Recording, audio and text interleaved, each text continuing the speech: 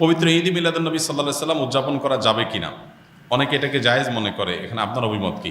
দেখুন, আমি অভিমত না দিয়ে কয়েকটা প্রশ্ন রাখব, অর্থাৎ প্রশ্নের উত্তরে আবার পাল্টা প্রশ্ন আমি ছুড়ে দিতে চাই, বিশেষ করে যাদের এটা নিয়ে সত্যিই জানার আগ্রহ আছে। অনেকে তো প্রশ্ন লেখেন জানার জন্য না, প্রশ্ন লেখেন হলো ওনার পক্ষের মতটা বের করে আনার জন্য।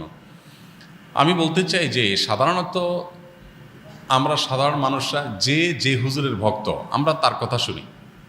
যে হুজুর মিলাদুন্নবীর পক্ষের, তার ভক্তরা মিলাদুন্নবীর পক্ষে কথা বলে এবং সেরকম দলিল খুঁজে বের করে সোশ্যাল মিডিয়াতে সেটা নিয়ে লেখালেখি করে।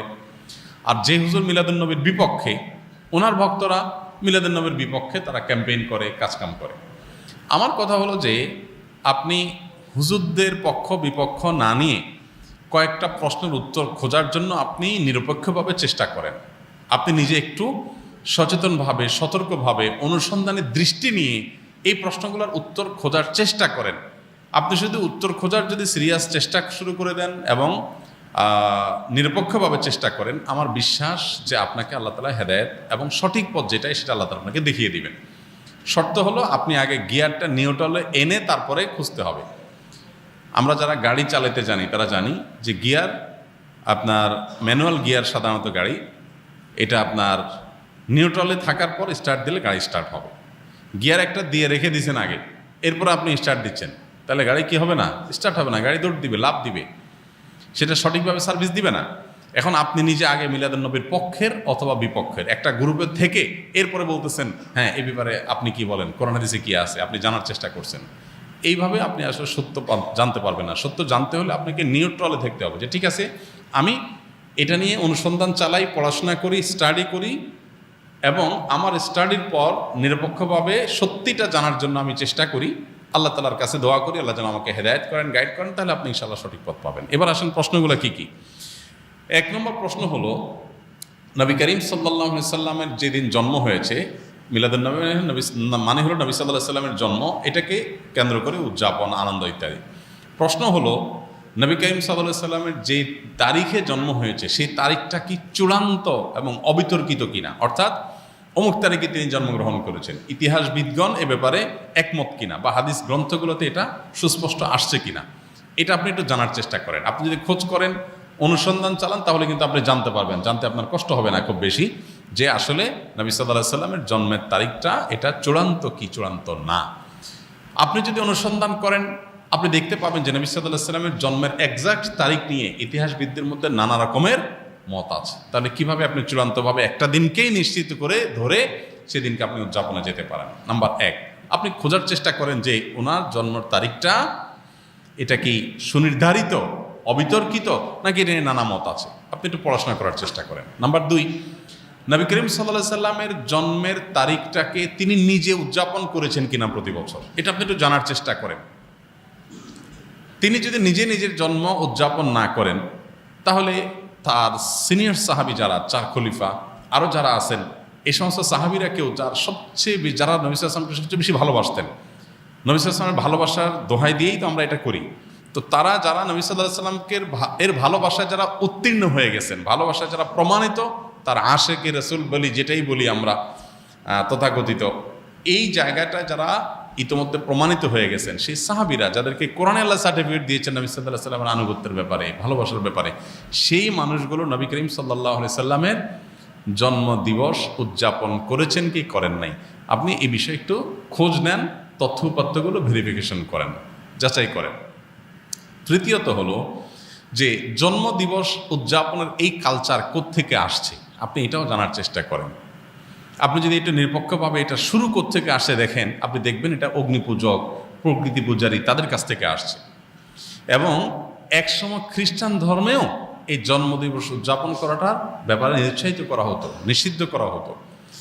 পরবর্তীতে তারা নিজেরা আবার ওই প্যাগানদের দ্বারায়, প্রকৃতি পূজারীদের দ্বারা প্রভাবিত হয়ে তারাও তাদের নবীর জন্মদিবস উদযাপন শুরু করেছে।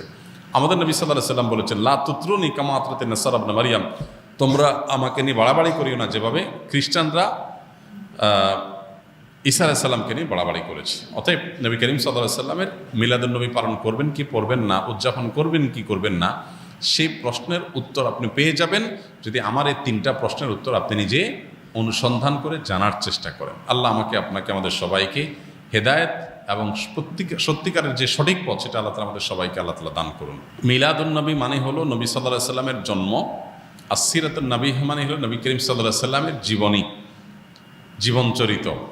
তো সিরাতুন নবীর মধ্যে নবী সাল্লাল্লাহু আলাইহি সাল্লামের জন্ম, মৃত্যু, শৈশব, বেড়ে ওঠা, আল্লাহর আদেশে নিজের জীবনের সব বিষয়গুলো এর মধ্যে আছে। সিরাতুন নবী মানে জীবন ইতিহাসের মধ্যে সবই আছে। আর মিলাদুন নবী হলো সিরাতের অর্থাৎ নবী সাল্লাল্লাহু আলাইহি সাল্লাম পুরো জীবনের একটা অংশ। এটা হলো একটা পার্থক্য। আরেকটা বিষয় হলো যে মিলাদুন নবী এটা আসলে উদযাপন বা অনুসরণ করার বিষয় না। নবী সাল্লাল্লাহু আলাইহি সাল্লামের জন্মকে আমরা চাইলে অনুসরণ করতে পারবো না, যে উনি যেভাবে জন্ম হয়েছেন, যে তারিখে হয়েছেন, ওই তারিখে আমি হব, এরকম কোনো অপশন নাই তো। কিন্তু সিরাতুন নবী যেটা, এটা কি করা যায়? অনুসরণ করা যায়। নবী সাল্লাল্লাহু আলাইহি সাল্লামের জীবন চরিত দেখে দেখে সেই অনুযায়ী আমি আমার জীবনকে গঠন করলাম। তো এটা হলো মূলত আমাদের জন্য গুরুত্বপূর্ণ। আমাদেরকে নবী সাল্লাল্লাহু আলাইহি সাল্লামকে আল্লাহ দিয়েছেন তাকে অনুসরণ করার জন্য। তাকে অনুসরণ করার নামগন্ধ নাই, কিন্তু তার মহব্বতের দাবি করে আমি যাচ্ছে তা করে বেড়ালাম, তো এটা আসলে ইসলাম হতে পারে না। অতএব আমাদেরকে নবী করিম সাল্লাল্লাহু আলাইহি সাল্লাম অনুসরণ করার চেষ্টা করতে হবে। ডিপ্রেশন, দুশ্চিন্তা থেকে মুক্তির উপায় কি? ডিপ্রেশন এবং দুশ্চিন্তা এখন ঘরে ঘরে। যত বেশি সম্পদ, যত বেশি মানুষের দিনকাল ভালো, তত বেশি মানুষের মধ্যে দুশ্চিন্তা, ডিপ্রেশন বেশি। তো এই দুশ্চিন্তা এবং ডিপ্রেশন এটা থেকে মুক্তি লাভের জন্য আমাদের যে কাজগুলো করতে হবে তার ভিতরে 1 নম্বর হলো 5 ওয়াক্ত নামাজ যথাযথভাবে সুন্দরভাবে আদায় করতে হবে, খুব লম্বা সময় নিয়ে, ধীরে ধীরে। দ্বিতীয়ত, আপনি বেশি বেশি করে কোরআনে কারিমের অর্থ সহকারে তেলাওয়াত করবেন। এটি দুশ্চিন্তা থেকে মুক্তি লাভের জন্য অন্যতম কারণ। বিশেষ করে সূরা ইউসুফ সম্পর্কে অনেক উলামায়ে বলেছেন, এটা অর্থ সহকারে বুঝে পড়লে, মহব্বতের সাথে পড়লে, তাজবিদের সাথে সুন্দরভাবে পড়লে ইনশাআল্লাহ দুশ্চিন্তা থেকে মানুষ বাঁচতে পারে। তৃতীয়ত, দুরুদের আমল। এ সম্পর্কে হাদিসে পরিষ্কারভাবে আমাদেরকে নবী সাল্লাল্লাহু আলাইহি সাল্লাম নির্দেশনা দিয়েছেন যে নিয়মিত যদি কেউ দুরুদ পড়ে, সবসময় দুরুদ পড়ে, তো আল্লাহ তাআলা তাকে দুশ্চিন্তা মুক্ত করেন। আরেকটা হলো ইস্তেগফার যদি কেউ নিয়মিত পড়েন, তাকেও আল্লাহ তাআলা দুশ্চিন্তা থেকে হেফাজত রাখেন। আর এছাড়া দুশ্চিন্তা থেকে মুক্তি লাভের জন্য একটা বিশেষ দোয়া আছে। নবী সাল্লাল্লাহু আলাইহি সাল্লাম পড়তেন, আল্লাহুম্মা ইন্নী আউযু বিকা মিনাল হাম্মি ওয়াল হাযান ওয়া আউযু বিকা মিনাল আজজি ওয়াল কাসাল ওয়া আউযু বিকা মিনাল বুখলি ওয়াল জুবন ওয়া আউযু বিকা মিন গালাবাতিদ দাইনি ওয়া কাহরির রিজাল। এই দোয়ার প্রথম অংশ যেটা, আল্লাহুম্মা ইন্নী আউযু বিকা মিনাল হাম্মি ওয়াল হাযান, আল্লাহ আপনার কাছ থেকে দুশ্চিন্তা, পেরেশানি, ডিপ্রেশন থেকে আমি পানা চাই, এ দোয়া বিশেষ করে পাঠ করবেন। আর এমনিতে নবী সাল্লাল্লাহু আলাইহি সাল্লামের নিয়ম ছিল, কানাইজা হাযাবাহু আমরুন ফাজা ইলাস সালাহ, কোনো বিষয় যখন তিনি পেরেশানিতে পড়তেন নামাজে চলে যেতেন, 2 রাকাত নামাজ পড়তেন। আর এর বাইরে বিশেষ করে ভোর রাতে তাহাজ্জুদের সময় উঠে নিরিবিলি আল্লাহর সাথে একটু মন খুলে কথা বলেন, ইনশাআল্লাহ আল্লাহ তাআলা আপনার মানসিক অশান্তি দূর করবেন।